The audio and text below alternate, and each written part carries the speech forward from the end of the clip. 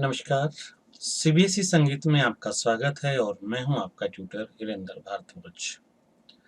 आज कई दिनों के बाद आपके बीच में आ पाया हूं। एक्चुअली मेरा सीपीयू खराब हो गया था, जिसकी वजह से काम रुक गया। खैर, अब ठीक हो गया है तो आपके बीच में हूं मैं फिर से एमसीक्यू का अगला सेट नंबर 5 लेकर। आशा करता हूं आप भी सभी अपने अपने घर में होंगे, बढ़िया होंगे और आपकी पढ़ाई भी सही चल रही होगी। तो आइए देखते हैं एमसीक्यू के सेट नंबर 5 का ये पहला क्वेश्चन आपकी स्क्रीन पर। क्वेश्चन है, राग की उत्पत्ति किससे होती है? ऑप्शन ए स्वर, बी सप्तक, सी थाट और डी रस। 4 ऑप्शन हैं, 3 गलत हैं और 1 सही है। आपको वो सही बताना है और आपका समय शुरू हो रहा है अब।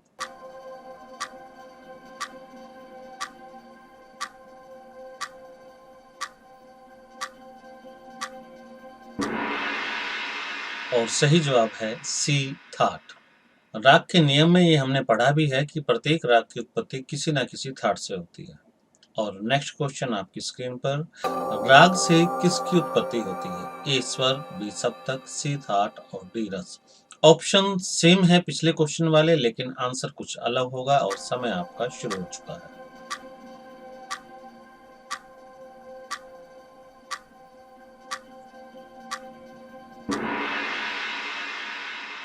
और सही जवाब है डी रस। थाट से राग उत्पन्न होता है और राग से रस की उत्पत्ति होती है। और नेक्स्ट क्वेश्चन आपकी स्क्रीन पर, राग में अधिकतम कितने स्वर हो सकते हैं? ए 2, बी 3, सी 5 और डी 7। घड़ी की टिक टिक चल रही है, समय आपका पूरा होने वाला है और सही जवाब है डी 7। प्रत्येक राग में अधिकतम 7 स्वर हो सकते हैं। नेक्स्ट क्वेश्चन, राग में कम से कम कितने स्वर हो सकते हैं? ए 2, बी 3, सी 5 और डी 7।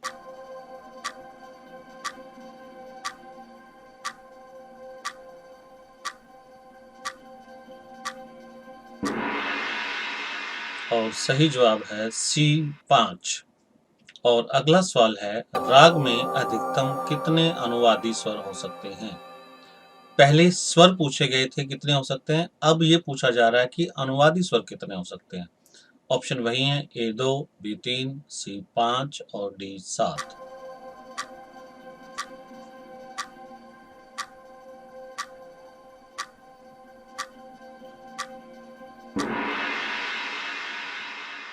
और सही जवाब है सी 5। किसी भी राग में कम से कम 5 और अधिक से अधिक 7 स्वर हो सकते हैं।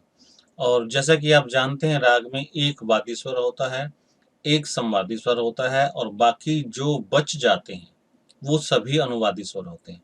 राग का यह नियम है कि राग में कम से कम 5 और अधिक से अधिक 7 स्वर हो सकते हैं। अब यदि राग में स्वर 7 हैं तो एक वादी एक संवादी माइनस कर दें तो बच जाते हैं 5। और राग में यदि 5 स्वरों का प्रयोग हो रहा है और एक वादी और एक संवादी माइनस कर दें तो बच जाते हैं 3। मतलब राग में अधिकतम 5 और न्यूनतम 3 अनुवादी स्वर हो सकते हैं। और अगला सवाल है, राग में अधिकतम कितने वर्जित स्वर हो सकते हैं? ए 2, बी 3, सी 7 और डी 12। समय आपका शुरू हो चुका है।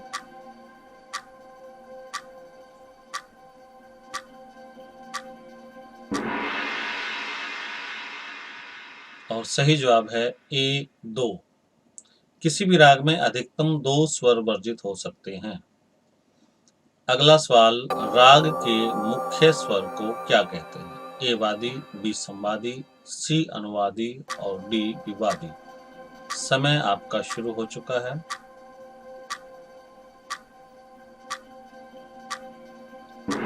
सही जवाब है ए वादी। वादी स्वर राग का मुख्य स्वर होता है।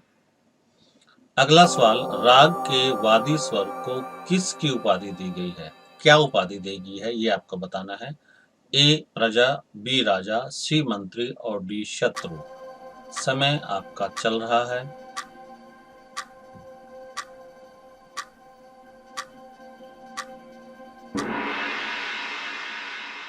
और सही जवाब है बी राजा। वादी स्वर राग का मुख्य स्वर होता है और राग से संबंधित सभी फैसले वादी स्वर को देखकर ही किए जाते हैं। और अगला सवाल है, राग का दूसरा महत्वपूर्ण स्वर कौन सा है? पहला महत्वपूर्ण स्वर वादी हो गया। सेकंड इंपॉर्टेंट स्वर अब आपको बताना है। ऑप्शन है ए वादी, बी संवादी, सी अनुवादी और डी विवादी।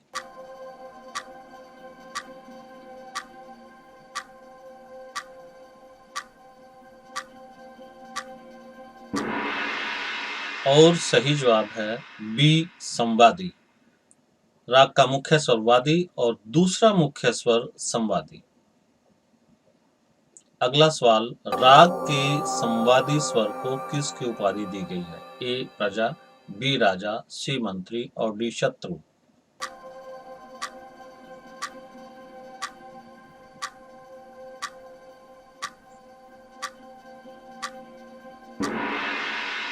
और सही जवाब है सी मंत्री, क्योंकि वादी को राजा कहा गया है और संवादी स्वर जो कि दूसरा महत्वपूर्ण स्वर है, इसलिए उसे मंत्री कहा गया है।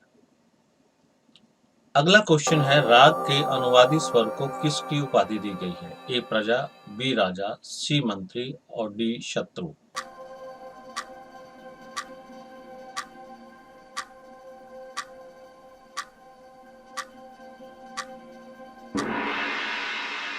और सही जवाब है ए प्रजा। मतलब वादी स्वर राजा हो गया, संवादी स्वर मंत्री या सेनापति हो गया, और जो बच गई वो सभी अनुवादी स्वर को प्रजा का दर्जा दिया गया है। और आज के लिए इतना ही काफी है। यदि आपको मेरा ये प्रयास पसंद आया हो तो शेयर और सब्सक्राइब जरूर करें, ताकि आपको मेरे आने वाले वीडियोस के बारे में सूचना मिलती रहे। मिलते हैं अगले वीडियो में एमसीक्यू के अगले सेट के साथ। तब तक के लिए नमस्कार।